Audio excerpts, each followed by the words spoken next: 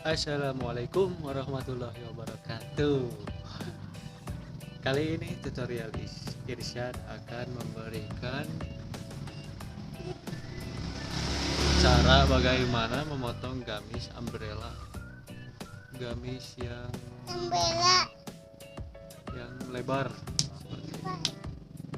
Pertama-tama kita gantungin di hanger, pakai hanger seperti ini, gantungin. Kemudian kita ukur dulu bagian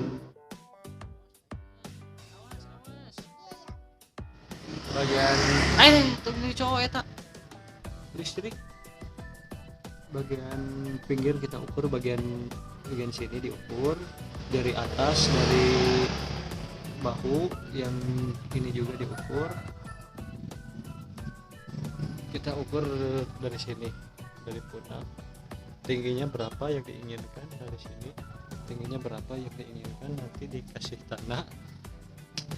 Nanti dikasih tanda di bawah, dicoret seperti ini. Awas Pak Ina, dicoret seperti ini, dan yang itu juga dicoret seperti itu.